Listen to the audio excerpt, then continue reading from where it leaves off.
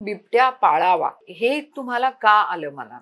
काय झालं की मी ज्या वेळेला रोटरीची प्रेसिडेंट होते, वाटलं होतं की आपण या प्राण्यांसाठी काहीतरी करूया. म्हणून मी संजय गांधी नॅशनल पार्कमध्ये गेले. तिथले जे सुनील लिमये म्हणून जे हे होते त्यांच्याशी माझी भेट झाली. त्यांनी मला असं सांगितलं की इथे आता आपल्याकडे अडॉप्शनची स्कीम येते, प्राणी अडॉप्शनची स्कीम येते. त्याच्यासाठी मला म्हणजे वर्षाचे 1,20,000. आणि लोकांमध्ये बिबट्याबद्दल जरा थोडा राग आहे, कारण बिबट्या आपल्या मानव वस्तीत शिरतात, आपली जनावरं घेऊन जातात किंवा लहान मुलांना ते त्रास देतात. पण मी म्हटलं तर की नाही, ठीक आहे म्हटलं, मला चालेल बिबट्या.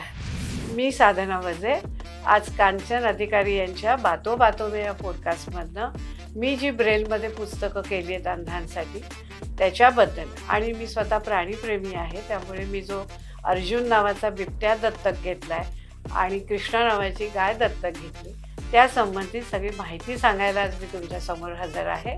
तुम्हाला ही माहिती सगळी जाणून घ्यायची असेल तर कांचन अधिकारी यांच्या बातो बातो में या पॉडकास्टला तुम्ही लाईक करा, शेअर करा, सबस्क्राईब करा आणि माहिती जाणून घ्या. धन्यवाद.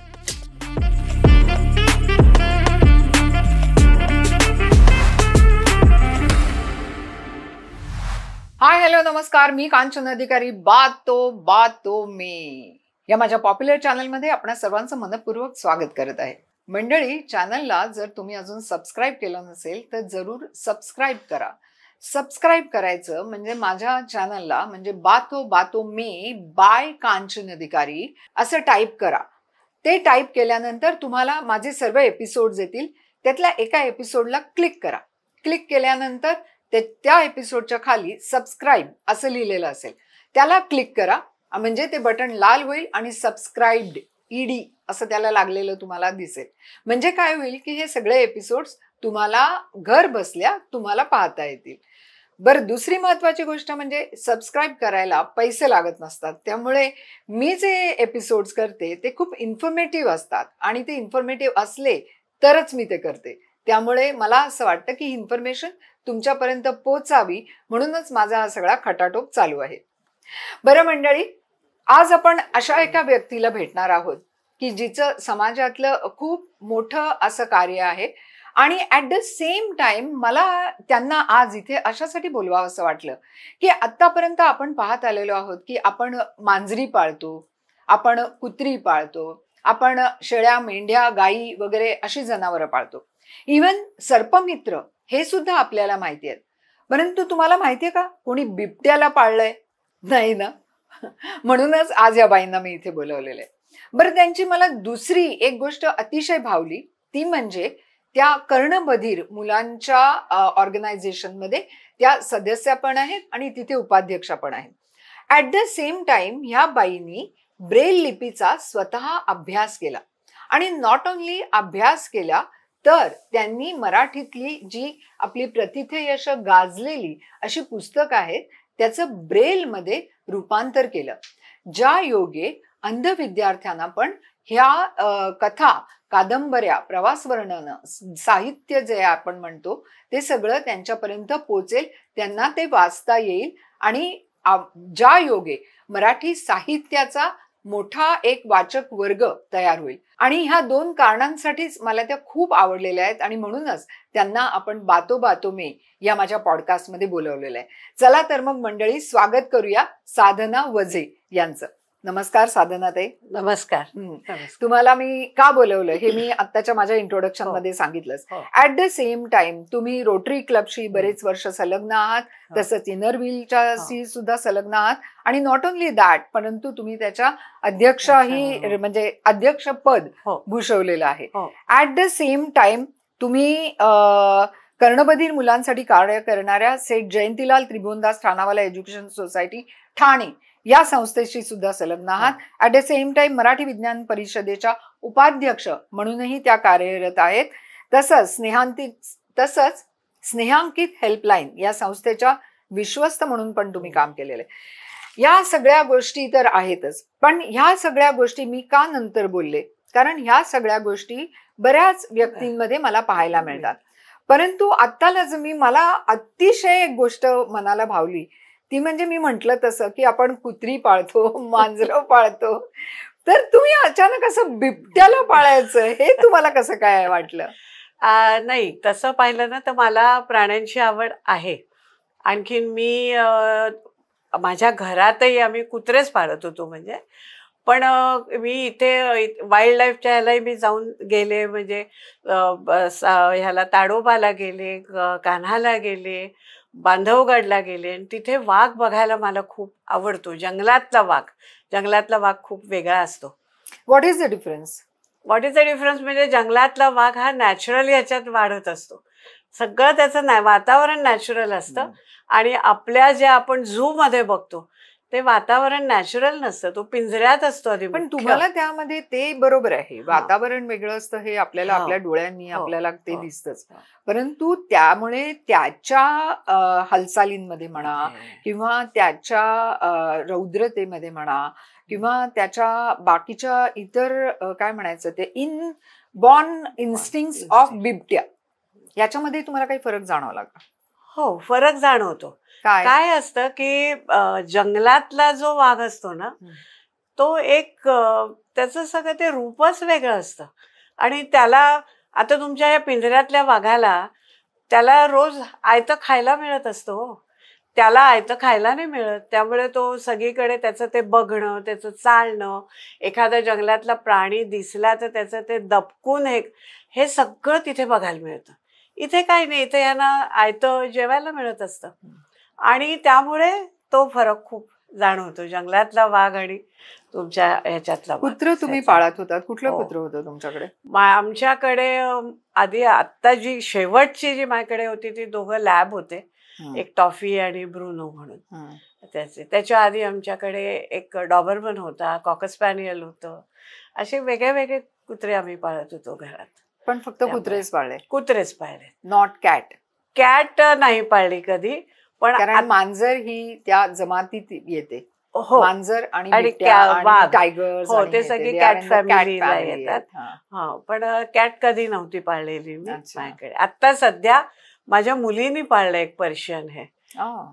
तो डॉग ह्याचं त्याचं नाव आम्ही जेट ठेवलंय. पर्शियन कॅट आहे. तर त्याचं जेट नाव आहे. जेट तो आहे. पण एक आहे ना की तो आहे का तो? ती कॅट नाही, ती कॅट नाही, तो बोका आहे. तो बोका आहे. तर त्यामुळे एक हे आहे. आणखीन म्हणजे मला सध्या आवड आहे. त्यामुळे मी आज त्या बोक्याशी पण खूप बोलत असते. काय बोलता बोक्याशी? म्हणजे काय करूया आपण आता, तू कुठे आहेस, मी कुठे आहे, आता घरात कोणी नाही आहे आपल्या, मग तू घाबरू नकोस, मी आहे ना तुझ्या बरोबर, आपण दोघं खेळूया. असं जसं आपण घरातल्या लहान मुलाशी बोलतो ना तसं मी बोलत असते. So you think that he response to you? हो, तो रिस्पॉन्स. हो, तो रिस्पॉन्स करतो. म्हणजे बघत बसतो, मी बोलते त्यावेळेला तो माझ्या डोळ्यात बघत असतो. इतक्यात जर समजा दार वाजलं तर चल रे चल बघूया असं म्हटल्यावर तो धावत दाराशी जातो. म्हणजे असं एक हे असतं. बिकॉज देर आर ट्रेनर्स, म्हणजे जसे कुत्र्याला ट्रेन, तुम्ही पण ठेवले असतील ट्रेनर्स? नाही, तसे नाही. म्हणजे तुम्हीच ट्रेन करत होते का? हो. ओके. पण मग त्यांना आजकाल असं असतं की there are trainers, then they have got their pet food. तर तुम्ही त्यांना पेट फूड देत होतात? हो, पेट फूड देत होतो. पेट फूड म्हणजे अगदी मजा सांगायची ना तर आमच्याकडे तो जो डॉबरमन होता, बोझो म्हणून त्याचं नाव होतं, तो डॉबरमन मोठा कुत्रा होता. त्याला बघून म्हणजे त्याला ओरडायला लागायचं नाही, बघून सुद्धा लोक घाबरून जागीच उभे राहायचे. तो दूध पाव खायचा. तो दूध पाव खायचा आणि कधी त्याला कंटाळा आला दूध पाव खाताना तर मग त्याला ते मटण वगैरे आम्ही आणायचो, त्याला द्यायचं 2-3 दिवस मटण आणि पाव वगैरे असं. तुम्ही वजे म्हणजे तुम्ही कोकणाचं ब्राह्मण, मग तुमच्याकडे तुम्ही मटण वगैरे नाही, आमच्याकडे खातात म्हणजे सगळे खातो आम्ही. त्यामुळे काही प्रॉब्लेम आणायला काही तसं हे वाटलं नव्हतं. त्यामुळे आणि त्याची मजा म्हणजे ते 2-4 दिवस संपेपर्यंत तो खायचा आणि त्याच्यानंतर बॅक टू दूध पाव. म्हणजे असं त्यांनी कधी मला खूप मजा वाटायची. Followed your cast actually. बरं, मला एक सांगा की आपण बिबट्या पाळावा, ओके, हे तुम्हाला का आलं मनात? काय झालं की मी ज्या वेळेला रोटरीची प्रेसिडेंट होते त्यावेळेला आमचे असे वेगळे वेगळे आम्ही प्रोजेक्ट्स करतो ना, तर आमच्या ह्याच्यात असं एक वाटलं होतं की आपण या प्राण्यांसाठी काहीतरी करूया. म्हणून मी संजय गांधी नॅशनल पार्कमध्ये गेले, बोरिवलीला. आणि त्यावेळेला मग तिथले जे सुनील लिमये म्हणून जे हे होते त्यांच्याशी माझी भेट झाली. तर त्यावेळेला इतर काही हे बोलताना त्यांनी मला असं सांगितलं की इथे आता आपल्याकडे अडॉप्शनची स्कीम येते. प्राणी अडॉप्टेड. हो, मी अडॉप्ट केलाय त्याला. प्राणी अडॉप्शनची स्कीम येते. तर त्यावेळेला ते म्हणाले तुम्ही बघा काही जर तुम्हाला करता येत असेल तर. तर मी म्हटलं ठीक आहे, पण म्हटलं म्हणजे त्यावेळेला म्हटलं मला पुन्हा तुमच्याकडे यायला लागेल का, कधी येणार आहे काय, असं काही चौकशी केली. तर ते म्हणाले पेपरमध्ये येईल. आणि त्याप्रमाणे लोकसत्ता किंवा ह्याच्यात पेपरमध्ये ती स्कीम आली की अशी आपण स्कीम सुरू करतोय म्हणून. आणि मी ताबडतोब गेले, अगदी जाताना चेकबुक वगैरे घेऊन गेले की आपण काहीतरी करूया ह्या. मेंटली प्रिपेअर्ड होते की आपण ह्याच्यात काहीतरी करायचंय असं. पण तिथे गेले पण त्यांची ती सगळी प्रोसिजर होती, हे होतं, त्यामुळे ते काय चेकबुकनी काही झालं नाही. पण मग त्यांनी तो ड्राफ्ट आणि काय जे सगळं तो फॉर्म भरून घेतला, सगळं केलं. आणि बरं त्याच्यामध्ये मला एक प्रश्न असा वाटतोय की हे जे तुम्ही अडॉप्शन केलं ते काही वर्षांची लिमिट आहे का त्याला, असं म्हणजे इतके वर्षांसाठी? नाही, लिमिट असं काही नाही. कारण का मध्येच समजा तुम्हाला वाटलं आता मला नको, so you I can discontinue, but then you have to inform them. हा, इन्फॉर्म किंवा सांगायचं त्यांना की आता नाही मी घेणार. बरं, हे मी मुद्दाम तुम्हाला सांगू इच्छिते आपल्या प्रेक्षकांना, जे कोणी प्राणीप्रेमी असतील त्यांनी संजय गांधी नॅशनल पार्क इथे जाऊन चौकशी करा आणि ज्यांना कोणाला असं अडॉप्शन करायचं असेल त्यांनी जरूर तुम्ही करू शकता. बरं मला सांगा की हे अडॉप्शन जे तुम्ही केलं तेव्हा तुम्ही तो फॉर्म भरलात, त्याच्यानंतर तुम्हाला त्याच्यासाठी किती पैसे भरावे लागले, म्हणजे फर्स्ट इन्स्टॉलमेंट किती? त्याच्यासाठी मला म्हणजे वर्षाचे 1,20,000.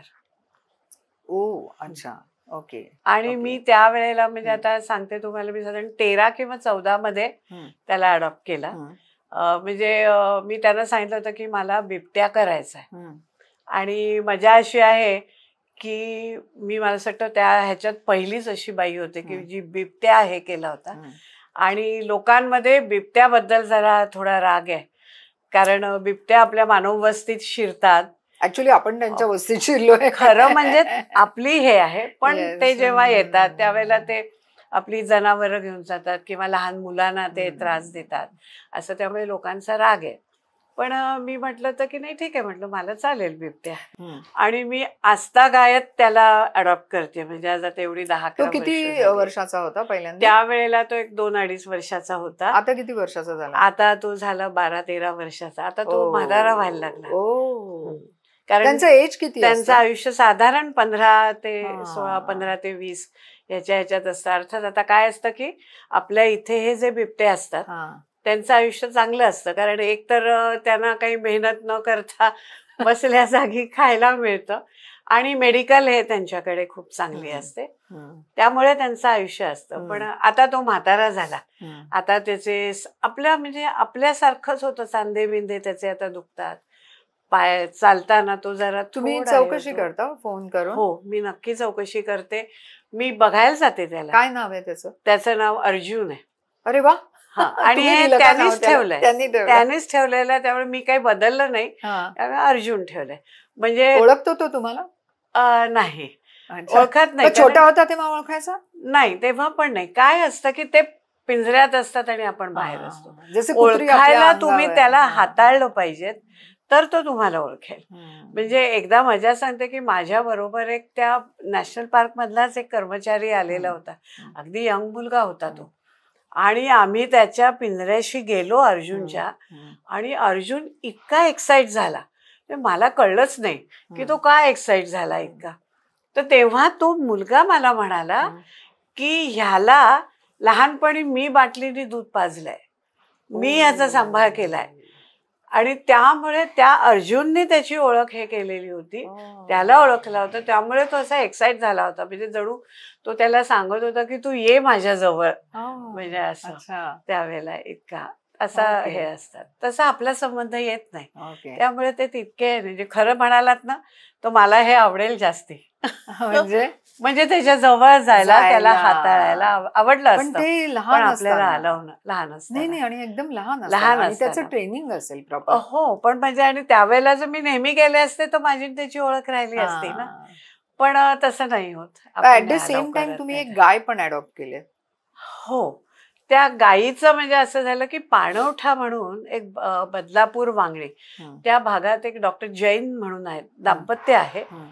ते असं जखमी झालेले प्राणी ते सांभाळतात. म्हणजे कोणी त्यांच्याकडे आणून देतं, ऍक्सिडेंट झालेलं कुत्रं असतंय, त्यांच्याकडे खूप वेगळे वेगळे प्राणी आहेत. तर ते आम्ही बघायला गेलेले होतो आमच्या इनव्हील तर्फे. मग आम्ही काही त्यांना मदत केली होती, त्यामुळे मी प्रत्यक्ष जाऊन ते बघून आलेली होते.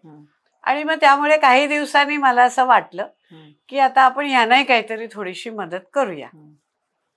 त्याप्रमाणे मी त्यांना गेले 2 वर्ष मी त्यांना पैसे देतेय. तिकडे किती पैसे द्यायला तिथे मी लागतात? गाईला तर काय चारा बिराच लागतो मी फक्त. त्यांना 30,000 रुपये देते दर एप्रिलमध्ये. अच्छा. So आणि वर्षाचे 30,000. वर्षाचे 30 देते. आणि मी काही त्यांना असं सांगितलेलं नाही की असं कोणासाठी करा किंवा मी त्याला सांगितलं की ज्या वेळेला माझे पैसे येतील तेव्हा जी गरज असेल ती तुम्ही प्राण्यांची ह्याची ती तुम्ही करा त्याच्यातनं.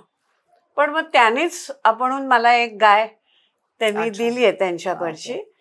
आणि मजा अशी आहे की तिचं नाव आहे कृष्णा. अरे वा. हा. सो कृष्ण आणि अर्जुन म्हणजे बघा कसा योगायोग आहे देवाचा. मला माहिती नाही काय जे आहे. अच्छा. पण असे 2 जण आता अडॉप्ट झालेली आहेत माझ्याकडनं. अरे वा. मग तुम्ही किती इंटरव्हलनी व्हिजिट करायला जाता त्यांना? खरं सांगा तर मी कृष्णाकडे काही फारशी गेले नाहीये. लांब पडते. हा तसं. पण तुम्ही ठाण्याला राहता त्यामुळे तिथे तुम्हाला. आपण नॅशनल पार्कला मात्र जेव्हा सुरुवातीला अर्जुनला घेतला त्यावेळेला प्रॅक्टिकली दर आठवड्याला जात होते. पण मग नंतर आता कमी होतं. आता जसं मला हे होईल तसं मी जाते. आधी त्यांना म्हणजे फोन करते, कारण काय की असे आपण एकदम त्यांच्या पिंजऱ्याशी जाऊ शकत नाही. कारण दुसरं असं असतं की हे जे कॅप्टिव्ह मधले अॅनिमल्स आहेत ते पब्लिकला कधी दाखवले जात नाहीत. पब्लिकला ते नाही दाखवत, कोणालाही नाही दाखवत. म्हणजे आम्हीच फक्त जाऊ शकतो तिथे, कारण मी अडॉप्ट केलाय. आणि ते सुद्धा माझ्याबरोबर त्यांचा कर्मचारी असतो. हा. आणि मग त्याला घेऊन आम्ही जायचं त्यांच्या पिंजऱ्याशी. त्यामुळे ते बघायचंय आम्ही. तसे आता जाते, अधनमधनं जात असते.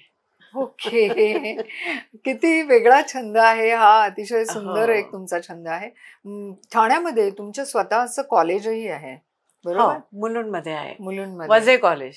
ओके. VG Vaze college. अच्छा. किती वर्ष कॉलेज आहे? कॉलेज 84 पासून चालू झालेलं आहे. अच्छा. 1984 पासून. पुष्कळ वर्ष झाले त्याला. 41 वर्ष. हो हो. 41वं वर्ष आहे. येस. मग कॉलेजचं कामकाज काही तुम्ही बघता का? नाही, तसं आम्ही काही बघत नाही. ते माझे मोठे दीर वगैरे ते बघत असतात. बाकी त्यांचे ट्रस्टीज आणि त्यांचे हे सगळे बघतात. ओके. तसंच तुम्ही कर्णबधीर मुलांच्या शाळेतही कार्यरत आहात, परंतु कर्णबधीर मुलांना त्यांना दिसत असतं, परंतु तुम्हाला अंध विद्यार्थ्यांसाठी त्यांना पुस्तकाचं ज्ञान व्हावं म्हणून तुम्ही खास ब्रेल लिपी स्वतः शिकलात.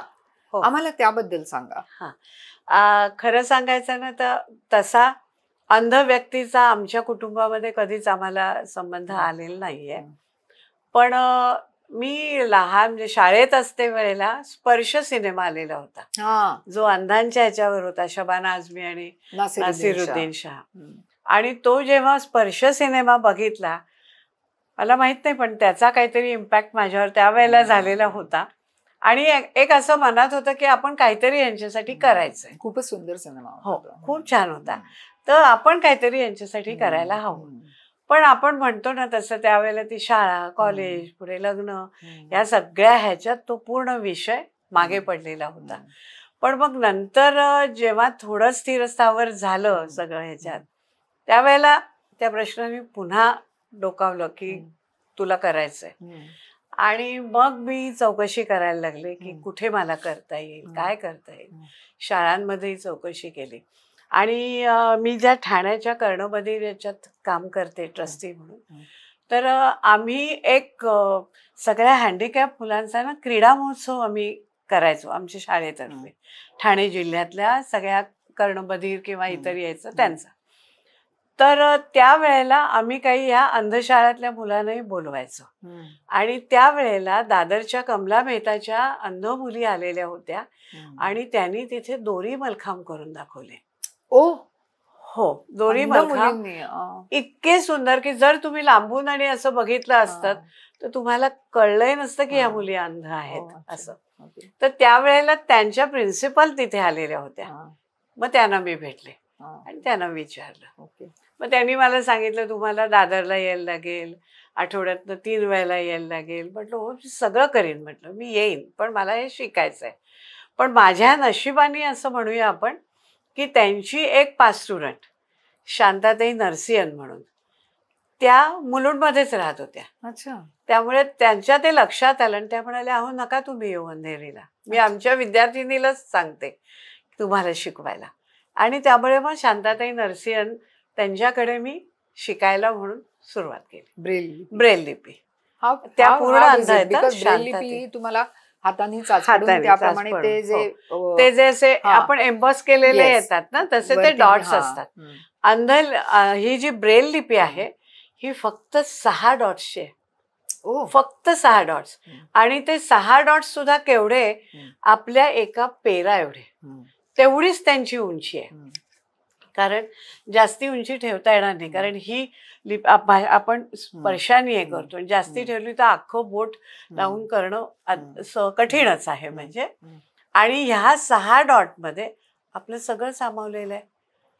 सगळ्या बाराखड्या, सगळी चिन्ह, सगळं 6 डॉट्स मध्ये. वेगळी वेगळी कॉम्बिनेशन, बिग इन्फॉर्मेशन. वेगळी वेगळी कॉम्बिनेशन त्याची असतात. असं म्हणजे आता आपण असं म्हणू अ म्हटलं की डॉट नंबर 1, ब म्हटलं की डॉट नंबर 1 आणि 2, क म्हटलं की डॉट नंबर 1 आणि 3. अच्छा. असं. आणि मग त्या सगळं म्हणजे त्याच्यात आपलं जोडाक्षर सुद्धा त्याच्यात आहे.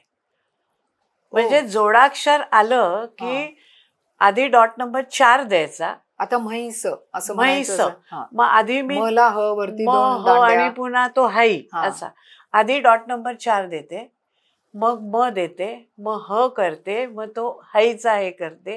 हे सगळे वेगळे वेगळे असतात. त्यामुळे शब्द सगळे तोडले जातात. आता साधना म्हटलं तर स आणि आ सा, तो स वेगळा आ वेगळा असं असतं. पण जेव्हा डॉट नंबर 4 देऊन जो पुढला शब्द आला की त्यांना शिकवलेलं असतं ते वाचताना त्यांना कळतं हे पुढचं जोडाक्षर आलं. अच्छा. असं असतं. किंवा आता पुढे आकडा लिहायचा आहे तुम्हाला, एक आकडा लिहायचा आहे, तर आकड्याच्या आधी न हा शब्द लिहायचा. त्याला किती? त्याला म्हणजे 3 आणि 4, 5, 6 डॉट. 3 नंबर डॉट आणि 4, 5, 6 डॉट असं तो न लिहिला. आणि मग त्याच्या पुढे 1 ला अचाच एक हे आहे, पहिला डॉट आहे, तो लिहिला की त्यांना कळतं की हा पुढचा आकडा आहे. असे त्याचे वेगळे वेगळे हे आहेत. तर त्या ह्याच्याप्रमाणे तुम्ही ते शिकून ते शिकले मी आधी. म्हणजे अक्षरशः किती तुम्हाला दिवस लागले शिकायला? नाही, मला तसे खूप दिवस लागले. 1-2 महिने मी तेच करत होते. आणि चक्क म्हणजे खरोखरच अ आ इ पासून सुरुवात होती. आणि मग मी काय करायची, मी त्यांच्याकडनं प्रत्येक ह्याचे ते डॉट लिहून घेतलेले होते. अ म्हणजे काय आहे, क म्हणजे काय. आणि घरी जाऊन चक्क, कारण ते आपल्याला पाठ करायला लागतात, ते लक्षात राहायला पाहिजे डॉट्स. ते चक्क मी प्रॅक्टिस करायची कागदार. ओ व क, मग 1 1 2 1 3 असं हे करायचे. पण अगदी खरं सांगायचं ना तर कंटाळा आला हे सगळं करायचा मला. मग मी शांताताईंना म्हटलं शांताताई हे पण मला साधनाताई असं आपल्याला पुढे जाता येणार नाही, याच्या कसं करणार. त्याला एक दिवस मनात आलं की आपण पुस्तकच करायला घेऊ. मग बघू ना म्हटलं काय होतंय. मला म्हणाले पुस्तक, म्हटलं हो, आणि कवितांचं घेऊ. छोट्या छोट्या असतात कविता, त्यामुळे म्हटलं जरा बरं जाईल. म्हणाल्या बघा साधनाताई आता तुम्ही म्हणताय. म्हटलं करू हो, म्हटलं करीन मी, मेहनत करीन काय लागेल ती. आणि आमचे निरंजन उजगरे जे कवी आहेत ते आमचे खूप मित्र होते. तर त्यांना सांगितलं मग मी की मला असं असं तुमच्या कविता द्या आणि त्या मला ब्रेलमध्ये करून बघायच्या आहेत, शिकायचं आहे म्हणजे ते, आणि लहान लहान कविता द्या, मोठ्या नको. तेही खूप खुश झाले. हम्म. त्यांनी मला दिल्या कविता. हम्म. आणि मग मी काय करायची, अक्षरशः माझी वही समोर, तो पुढे म आला, मग कुठचे हे डॉट, मग ते डॉट, हे डॉट, हम्म. असं मी करायची मी. हम्म. शांततेकडे घेऊन जायची. हम्म. आणि मग शांतते पुस्तक आणि ते तो मी केलेला कागद, हम्म. ते शांतते बघायच्या आणि मग थोडक्यात तपासायचा. तपासायच्या. हम्म. आणि मग म्हणायच्या, साधनाताई 4 शब्द चुकले ह्याच्यातले. हो. आणि त्यांनी मला एक गंमत अशी सांगितलेली होती की साधनाताई, तुमच्या ह्याच्यात तुम्हाला खोडरबर असतो, तुमचं चुकलं की तुम्ही खोडरबरनी रब करता आणि पुन्हा चालू करता. ते म्हणाले, आमच्याकडे खोडरबर नाही. त्यामुळे म्हणजे त्याचा अर्थ असा की की ते चुकलं परत की गेलं, फेकून करायचं, दे. तो फेकूनच द्यायचा कागद. कारण तो डॉट चुकला डॉट की चुकला की त्या संपलं. शब्दच चुकला शब्द चुकला. ना, असं. आणि मग ते जे झालं, हम्म. म्हणजे तुम्हाला सांगते, मी किती कागद वाया घालवले त्याच्यासाठी. खूप कागद वाया घालवले. आजकाल सेव्ह पेपरचा जमाना आहे. सेव्ह पेपरचा जो जमाना आहे, त्यामुळे पण त्यावेळेला हे मॅगझिन्स अक्षरशः येतात, सगळं हो, वरती ई चाललंय. वर असतं. पण त्यावेळेला हे झालं खरं. हम्म. पण एक मात्र आहे की मी हे सोडलं नाही. हा, एकदा तो वसा एकदा हाती तो वसा घेतला. घेतला सारखा होता, ते हा. सोडलं नाही. म्हटलं नाही, शांततेनं म्हटलं मी करीन. हम्म. आणि एक दिवस झालं पुस्तक ते. अरे वा, सगळ्या कविता त्या झाल्या. सो आणि स्वीट. मग आम्ही कमला मेहतामध्ये त्या शाळेला ते पुस्तक आम्ही दिलं. त्यावेळेला स्वतः तुम्ही Niranjan. At the same time बरीचशी इतर पुस्तकं लिहिली हो. आम्हाला जरा जी आपल्या ह्याच्यातली आहेत त्याची आपल्या काही नावं ह्याच्यातली सांगा म्हणजे ना. आता गोनी दांडेकरांचं महाराष्ट्र दर्शन आहे. आणि आधी ना मी पुस्तकं करत होते त्यावेळेला कमला मेहता त्या शाळेला विचारायची काय काव्यात. आणि सुरुवातीला मी लहान लहान मुलांची पुस्तकं करायची, कारण ती लहान असतात, त्यामुळे कमी असायची. त्यामुळे म्हणजे मलाही तेवढा शब्द कमी हवे होते. हो. म्हणजे तेवढा कॉन्फिडन्स यायला हवा गेन केला कॉन्फिडन्स. म्हणजे मग मी करू शकायचे. त्यामुळे सुरुवातीला अगदी इसापनीतीच्या गोष्टी, बिरबलाच्या गोष्टी, अगदी ती छोटी छोटी पुस्तकं मी आधी त्या शाळेसाठी करून द्यायला लागले. आणि एक प्रसंग सांगते की माझा पाय फ्रॅक्चर झाला एक वेळेला. आणि असं झालं की कंपल्सरी घरात बसणे, काही करायचं नाही, कारण पाय फ्रॅक्चर झाल्यामुळे. मग म्हटलं आता काय करायचं. आणि तोपर्यंत मी कॉम्प्युटरवर ही ब्रेल करायला लागले होते. हा, आधी पहिलं जे ब्रेल मी केलं ते त्यांच्या पाटीवर केलं, की जी आपण कधी बघतो असे खिळे टोचून अशी ज्यांची ती पाटी असते त्याच्यावर मी ते केलं. पहिलं ब्रेल पुस्तक, जी पहिली काही पुस्तकं मी केली. मग नंतर त्यांनी मला ना ब्रेलर दिला. हा ब्रेलर म्हणजे एक्झॅक्ट आपला टाईपरायटर. हा, टाईपरायटर सारखाच तो रोल असतो, त्याच्यात तो कागद घालायचा. फक्त ह्याला 6 कीज असतात, कारण 6 डॉटची लिपी म्हणून. तर त्या ह्याच्यावर मी पुस्तकं, मग त्याच्यात थोडं फास्ट होतं. हाताने करतो तो वेळ लागतो, आपला हातही दुखायला लागतो अंगठा टोचून टोचून ते.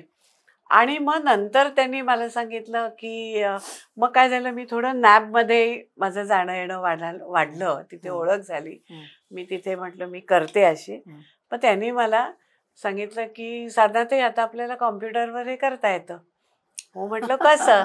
तर मग त्यांनी मला एक सॉफ्टवेअर घालून दिलं. अच्छा. कॉम्प्युटरवर. आणि मग मी कॉम्प्युटर आपलाच कॉम्प्युटर, कीबोर्डही सगळा तो आपलाच, फक्त त्याच्यातले 6 कीज मी वापरते. अच्छा. तर तसं मी ते कॉम्प्युटरवर करायला सुरुवात माझी झालेली होती. आणि मग म्हटलं आता बसून काय करायचं.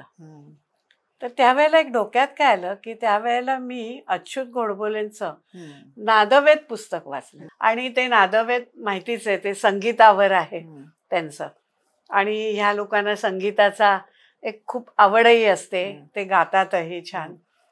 तर तेव्हाच एक डोक्यात आलं की हे का नाही पुस्तक करू आपण. अच्युत गोडबोलेनं फोनही केला की असं असं माझ्या मनात आहे तर करू का.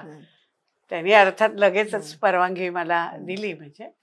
आणि मग तेव्हा त्या घरात बसून म्हणजे व्हीलचेअरवर बसायचं, पाय उभा करायचा आणि ते कॉम्प्युटरवर ते पहिलं तसं मोठं पुस्तक कारण ते पुस्तक जवळजवळ 300 350 335 किंवा अशी पानी ते पुस्तक आहे. ते मोठं पुस्तक आहे. मोठं मी अशा ह्यानी म्हणतेय की ज्या वेळेला आपण ब्रेल करतो त्यावेळेला हे दुप्पट होतं पानं. त्यामुळे म्हणजे माझी ती नादोवेची जवळजवळ 600-700 पानं झाली ब्रेलची. ते पुस्तक मी केलं. त्याच्यानंतर मग मला जरा कॉन्फिडन्स आला की अरे आपण आता करू शकतो पुस्तकं असं. आणि मग त्यावेळेला मग त्यांना जशी हवी होती तशी पुस्तकं म्हणजे यांचं कुसुमाग्रजांचं विशाखा केलं, एल्गार केलं, मगाशी म्हटलं तसं गोनी दांडेकरांचं महाराष्ट्र दर्शन केलं, नटसम्राट केलं. अशी वेगळी जी काही पुस्तकं माझी झाली.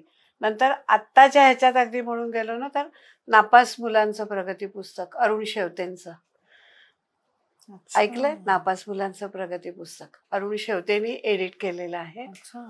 त्या पुस्तकाची खासियत अशी आहे की प्रसिद्ध व्यक्ती म्हणजे अगदी डॉक्टर श्रीराम लागू, अमिताभ बच्चन, मला असं वाटतं शाहरुख खान आणि हे सगळे जण शाळेत शिकत असताना एकदा कधीतरी नापास झाले होते. असं. पण म्हणजे त्याच्यात असं एक हे होतं की नापास झाले तरी आज हे केवढ्या मोठ्या याला पोचले. जसा अमिताभ बच्चनचा आवाज त्याचा एक खूप मोठी देणगी आहे, पण रेडिओवर त्याला नाकारलं होतं. तर तसं अशा मुलांचं ते पुस्तक आहे. दुसरं पुस्तक केलं भंगार, अशोक जाधव म्हणून आहे. आपल्याकडे जे कचरा गोळा करणारे लोक असतात ना, अशोक जाधव हे त्या जमातीतले लोक आहेत की त्यांची संबंध म्हणजे ते त्यांच्या जीवनावरचं पुस्तक आहे. आणि हे जे भंगार जातीची लोक असतात ते कसे ह्याच्यात राहतात, म्हणजे त्यांचे कसे हाल असतात. हायजीन एक हे, आणि त्यांना समाजात काही हेच नाहीये ना, स्थान नाहीये. त्यांना खायला नाही, म्हणजे खायचं म्हणजे काय, कणिक आणायची म्हणजे त्या गिरणीवाल्याकडे खाली पडलेलं पीठ असतं ते गोळा करायचं. चिकनची केव्हायची दुकान असतात, त्यांनी जे टाकून दिलेले चिकनचे भाग असतात ते त्याच्याकडनं थोड्याशा याला करायचे. आणि उद्योगधंदा काय तर भंगार गोळा करत फिरायचं आणि ते विकून काय पैसे येतील काय, असं खूप खूप म्हणजे असं एक मनाला त्याचा खूप हे होतं. पण तेही पुस्तक मी केलं. आणि एक खूप मोठं केलं म्हणजे किमयागार अच्युत गोडबोलेंचं डोळस पुस्तक, 550 पानी आहे. एवढं मोठं पुस्तक आहे. पण बरेच दिवस ना माझ्या मनात होतं की ते करायचं. गाजलेलं पुस्तक आहे आणि सायन्सवरचं सगळ्या सायन्सच्या शाखा आपण म्हणू त्याच्यावरचं आहे आणि सहज लोकांना समजेल असं ते पुस्तक आहे. बरेच दिवस डोक्यात होतं, पण एवढं मोठं पुस्तक होतं त्यामुळे त्याला हात घालायची भीती वाटत होती मला, खरंच सांगते. म्हणजे घातला शेवटी केलं आणि याला म्हणतात जिद्द. आणि ते केलं आणि तुम्हाला सांगते त्याची 1200 पानं झाली. 1200 पानं मी ती त्याच्यावर टाईप केली ह्याच्यावर. आणि म्हणजे आपल्याला डोळस पुस्तक एका व्हॉल्यूम मध्ये मिळतं. आज हे ब्रेलचे 6 व्हॉल्यूम झालेत. म्हणजे उद्या जर कोणी पुस्तक ते मागितलं त्याला 6 व्हॉल्यूम जातात त्याचे. पण तुम्हाला सांगू का साधनाताई, तुमचं काम जे हे तुम्ही बोलताय ना आत्ताला, it's such a big huge work आहे. आणि एक तर जे ज्यांना म्हणजे जे बघू शकत नाही, जे अंध आहेत, तर त्यांना ब्रेलच्या through they come to know so many things in life. हो, जसं आपल्याला एक इंटरनेटवरती आपण बसलो, मला जरा छंद आहे, सो इंटरनेटवरती बसले एकदा की कसा जातो वेळ कळत नाही. तास, 1.5 तास, 2 तास, शेवटी डोळे दुखायला लागतात. एकदा डोळ्याच्या डॉक्टरकडे जायला लागलं, मला पाणी यायला लागलं सारखं सारखं. मी म्हणलं हा बापरे काय झालं मला. ते मला म्हणाले की just stop it. So but the thing is that की आपण म्हणजे डोळस असल्याना आपल्याला ज्या गोष्टी आपण करू शकतो, इव्हन मला पण खूप म्हणजे ह्या गोष्टींबद्दल वाटतं, किंवा ह्या जे कचरा गोळा करायला येतात त्यांच्याबद्दलही एक म्हणजे मी फारसं कार्य काही करू शकत नाही, पण दिवाळी हा हा. एक जेव्हा हे असतो हो, तेव्हा हो. मी स्वतः खाली जाते आणि जे लोक असतात तर असं. त्यांना दिवाळीचे पदार्थ म्हणा पदार्थ किंवा बाकी काही म्हणा काय किंवा काही पैसे म्हणा, हो. पैसे दिले की मला एक असं वाटतं की थोडीफार दारू प्यायली जाते त्यांच्याकडनं, हा त्याच्यामुळे मला पैसे द्यावेसे वाटत नाही. काहीतरी त्याच्यामुळे वस्तू हा किंवा तुम्ही काही आपण असं दिलं त्यांना तर टी शर्ट घेऊन द्या, हो तुम्ही त्यांना काहीतरी बरोबर खायला आहे. द्या ते किंवा काय दिलं तर मॅक्सिमम जास्ती त्याचं. आपल्याकडनं आपण जेवढं म्हणून जेवढं करू करू शकतो तेवढं. शकतो. प्रत्येक जणांचा खरंय, छोटा छोटा खरंय, हातभार खरंय, असतो. खरंय. परंतु आज तुम्ही जे काम केलेलं आहे, म्हणजे मी असं म्हणेन की तुम्ही तुमच्या पायाला फ्रॅक्चर झालेलं होतं त्याच्याकडे पण तुम्ही पॉझिटिव्ह नजरेने पॉझिटिव्ह. बघितलं हो, आणि त्याच्याचमुळे ह्या सगळ्या गोष्टी हो, झालेल्या आहेत. हो. अपार्ट फ्रॉम आता परत जरा थोडस अर्जुन आणि तुमच्या कृष्णाकडे वळूया. ही तुमची अडॉप्टेड मुलं आहेत मुलं. असं म्हणेन. तुमची आपली मुलं किती आहेत? मला एक मुलगी आहे, हा, उमा ओके नाव तिचं. ओके. आणि हा. तुम्हाला नातू पण आहे? नातू पण आहे. येस. या. सो तो आता 7वीत आहे. त्याला म्हणजे काय वाटतं ह्याच्याबद्दल? त्यांनी म्हणजे त्याला म्हणजे तो येतो माझ्या बरोबर नेहमी हा. आणि त्याचं एक हे असतं बरं का, हम्म. की तिथे गेलं ना नॅशनल पार्कला, हम्म. आता मी कसं असतं, मी जाते, माझा अर्जुन बघते हम्म. आणि मी परत येते. हम्म. त्याचं तसं नसतं. हो, म्हणजे काय त्याला हो. सगळं झोप त्याला मग त्याला ते वाघ बघायचे असतात, ते सिंह, आणि आता त्या तिकडल्या सिंहांची नावही त्याला माहिती झाली आहेत. अच्छा मग तो त्या माणसाला तो रवींद्र कुठे आहे, गोपा कुठे आहे, अच्छा. अशी सगळी आपली नावं असतात त्यांना. त्यामुळे तो खूप एक्सायटेड असतो यायला आणि त्याला सगळं बघायचं असतं. आणि त्यांनी मला एक दिवस त्यांनी मला विचारलं की आई मग आता ह्या अर्जुनचं नाव काय? म्हटलं अर्जुन वझे. म्हणाला अर्जुन वझे? म्हटलं हो. म्हटलं आता हा आपण अडॉप्ट केला की नाही? म्हटलं आता हा माझा मुलगा झाला की नाही, मग आपण वझे ना, तर मग त्याचंही नाव अर्जुन वझे. त्याला खूप मजा वाटली. माझा मुलगा अगदी लहान होता ना तेव्हा असं व्हायचं. माझ्या घरामध्ये जेवढे लोक कामाला आहेत त्या सगळ्यांचं आडनाव अधिकारी. So, माझ्याकडे एक शोभा नावाची मुलगी कामाला होती त्याला सांभाळायला. तर तो म्हणायचा की ये कौन है? ये शोभा अधिकारी आहे. हे सगळे ना, ड्रायव्हर होता विनोद, तो ये कौन है? ये विनोद अधिकारी आहे. असं सगळे आमच्याकडे जेवढे काम करतात तेवढे सगळे अधिकारी. असं तसं ते आता आमचं झालं. गोड विशू असतं ते एकदम. अर्जुन हा वझे झाला. अर्जुन वझे झाला. तशी कृष्णा पण तशी आता कृष्णाही वझेच झाली. अजून किती लोक होणार आहेत वझे? मला माहिती नाही. पण सध्या तरी दोघं आहेत. अजून काही हे नाही. म्हणजे मला इव्हन त्या नॅशनल पार्क मधले सुद्धा लोक विचारतात की किती वय, कारण त्यांना माहिती असतं. काही काही लोक ना 1-2 वर्ष घेतात नंतर देतात सोडून, मग ते काही बघतही नाहीत, काय नाही. म्हणजे तुम्ही इतके वर्ष घेताय. म्हटलं आता अगदी खरं सांगू का, म्हटलं मी आता असं ठरवलेलं आहे की इतके वर्ष घेणार जोपर्यंत तो आहे किंवा जोपर्यंत मी आहे. So nice. इतके वर्ष म्हटलं तेवढं मी घेणार त्याला. दोघांच्यातलं एक हे झालं तर मग संपलं. म्हटलं मग नाही काय. पण तुम्हाला प्रेम आहे त्यांच्याबद्दल? खूप प्रेम आहे, खूप प्रेम आहे. That's wonderful. मी म्हटलं तसं प्रेक्षक, आज तुम्हाला मी एक अशा व्यक्तिमत्वाची ओळख करून देणार आहे की जी सामान्यातनं असामान्य ठरेल. आणि साधनाताई ह्या अशाच आहेत. त्यांचं कार्य जे आहे, तुम्ही तुमच्या रोटरी तर्फे सुद्धा बरंचसं कार्य करत असता किंवा बाकीच्या तुमच्या साहित्य परिषदेतर्फे सुद्धा तुमचं कार्य चालू असतं. तर मी असं तुम्हाला आता विचारते की फ्युचर मधले तुमचे काय प्लॅन्स आहेत? फ्युचर मध्ये म्हणजे एक तर प्लॅन म्हणजे ही पुस्तकं चालू आहेत करत ठेवायची. म्हणजे एक थोडक्यात का, म्हणजे असं पूर्वीच्या बायका होत्या ना, त्यांचं असं एक असायचं बघा, 2 सोयांच्या ह्याच्यावर काहीतरी विणकाम घालून ठेवायचं. जसा वेळ मिळेल तसा मग तो स्वेटर म्हणा, मफलर म्हणा, जे ते वाढवत जायचं. तसं माझं असतं. एक पुस्तक मी करते, थोडे दिवस काहीही करत नाही, खूप कंटाळा येतो. आणि पण मग तोही कंटाळा येतो की अरे आपण काही केलं नाही खूप दिवस. मग पुन्हा परत एक पुस्तक हे करते. आणि ही जी पुस्तकं मी करते त्यावेळेला मी असं एकंदरीत थोडं बघते की वेगळ्या वेगळ्या विषयांवर असतील ना. असं नाही पाहिजे की सारखं त्यांनाच काहीतरी आपण डोस देतोय, काहीतरी असं की म्हणजे तुमच्यात हे वैज्ञानिक आहे तर तरी सुद्धा लोक हे सारखं नाही. त्यांना माहितीच आहे ना, आता नॅचरल आहे त्यांच्याकडे. त्यामुळे मी खूप वेगळी वेगळी पुस्तकं त्या ह्याच्यात करत असते. चॅम्पियन्स पुस्तक केलं द्वारकानाथ संस्कृतींचं, की त्याच्यात सगळ्या खेळातले चॅम्पियन्स लोक आहेत. त्यामुळे त्यांचं कसं आहे ते चॅम्पियन्स केलं. प्रकाश आमटेंचं रानमित्र केलं. आणखीन एक ना कानोमंत्र म्हणून केलं. शिल्पा सरपोतदारांचं आहे ते खूप पुस्तक जुनं आहे, खूप पुस्तक जुनं आहे. आता ते आउट ऑफ प्रिंट आहे. ते केलं. त्याच्यातनं ह्या स्वयंपाकघरातनं, याच्यातनं ऑफिसमध्ये किंवा तुम्ही घरातली कामं कशी प्लॅन करा, ह्या सगळ्या टिप्स आहेत. अरे वा. म्हटलं हे चांगलं आहे म्हटलं ह्या मुलींना हे करायला, त्यामुळे तेही केलं. आणि आत्ता सध्या अच्युत गोडबोलेंचं AI-चं वरचं जे पुस्तक आहे ते करते.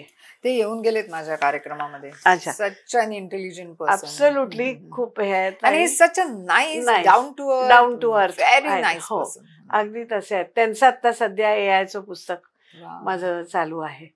म्हणजे त्याच्यात हेच असतं की आता हे AI बद्दल, आणि त्यांची पुस्तकं कशी असतात ना की सोपी असतात समजायला, लेमॅनला समजायला सोपी. तर ह्याही मुलांना समजावं ना. आता मी ते डॉक्टर गोवारीकरांचं कथा इस्रोची केलं. अच्छा. नारळीकरांचं विज्ञानाची गरुड झेप केलं. आता कथा इस्रोची एवढूच पुस्तक आहे लहानसं, पण त्याच्यात इस्रो कसं सुरू झालं, गोवारीकर ज्या वेळेला तिथे होते, कसं जंगल होतं, कसे प्राणी असायचे, तरी त्याच्यातनं त्यांनी ते इस्रोची कामं चालू करून आज इस्रो एवढी मोठी झाली. तर ते म्हटलं या मुलांना कळेल ना की इस्रो काय होतं. बरं, ही मुलं कसं त्यांना लोकांकडनं ह्याच्या माहिती असतं इस्रो, आणि ह्या नावं ऐकलेली असतात. तर ती एक मला एक हे होती की कळेल की इस्रो कसं निर्माण झालंय, काय झालंय, किंवा विज्ञानाची गरुड झेप नारळीकरांचं जे केलं ते कसं हे झालं, कसं ते विज्ञानाचं कसं कसं डेव्हलपमेंट, असं. म्हणजे ह्याच्यातनं सांगायचं एवढंच आहे की वेगळे वेगळे विषय, वेगळे वेगळे ही त्यांना माहिती व्हावी, हाच एक माझा हे असतो. त्यामुळे आता हे आहे की जो आता धुमाकूळ घालणार आहे त्याची माहिती व्हावी या मुलांना, असं एक हे असतं. जसं देवाकडनं काय म्हणायचं ते देव म्हणा, वरची शक्ती म्हणा, ती जशी प्रेरणा देईल तसं करत राहायचं. आतापर्यंत किती पुस्तकं झालीत तुमची? आतापर्यंत माझी जवळजवळ 70च्या वर पुस्तकं झालेली आहेत. आता लवकर 100 करा. विचार तर आहे, जमलं तर जरूर करायचं. मी तुम्हाला मगाशी एक प्रश्न विचारला होता, तुमचे फ्युचर प्लॅन त्याच्यातला आता 100चा आपण धरायला हरकत नाही. असंच एक उद्दिष्ट घेऊन येस या कार्यक्रमात ही एक येस 100 पुस्तक आपल्याला ब्रेल मध्ये करायची. लवली. साधारणतः तुम्ही आज आलात आणि तुमचे इतके चांगले विचार आमच्या या कार्यक्रमामध्ये मांडलेत. मंडळी, आज साधनाताईंनी जे काही केलेलं आहे त्याच्यामुळे अंध विद्यार्थ्यांना पुस्तक वाचन हे करायला मिळणार आहे, आणि याद्वारे साहित्य हे खूप जास्त लोकांपर्यंत पोहोचणार आहे. साधारणतः तुम्ही माझ्या पॉडकास्टमध्ये आलात आणि इतकी वैविध्यपूर्ण माहिती आमच्या प्रेक्षकांना मिळाली की बाबा आपण एखाद्या प्राण्याला म्हणजे अडॉप्ट करू शकतो, ही कॉन्सेप्टच माझ्यासाठी नवीन होती. आणि तुम्ही ब्रेल लिपीमधून साहित्याचा जो प्रचार आणि प्रसार करताय अंध विद्यार्थ्यांसाठी, हे एक हॅट्स ऑफ असं कार्य आहे. So thank you so much for coming. It's small gift from my side. Thank you.